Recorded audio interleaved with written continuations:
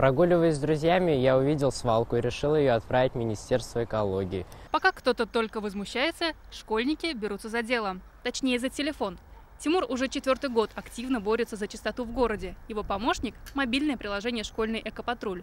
Незаконные свалки, строительные отходы, места сточных вод – все нарушения отправляются в Министерство экологии. Спустя неделю там рассматривают и уже принимают решение, убираются. Каждую неделю я стараюсь там по 20 фотографий где-то отправлять, когда гуляю с друзьями. За год 200 сообщений. Помощниками экологов становятся ученики первых 11 классов. Только за этот год они обнаружили 8000 свалок.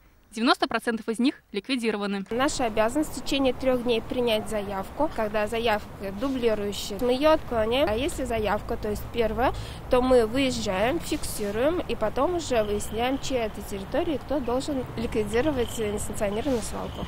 Тимур и его одноклассники ежегодно становятся призерами конкурса «Школьный экопатруль». Признаются, это больше, чем гонка за баллами. Во-первых, это делается для себя, для своего будущего, потому что нам в этом мире жить нашим детям. Дети, которые живут в Татарстане, они с разных уголков могут сфотографировать легко и отправить. Один из способов борьбы с экологическими проблемами.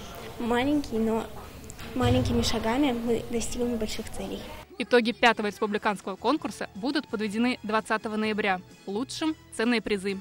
Наталья Мезина, Ренат Сафин, ТНВ, Казань. Смотрите все новости дня, программы и фильмы в наилучшем качестве на YouTube-канале ТНВ. Подписывайтесь.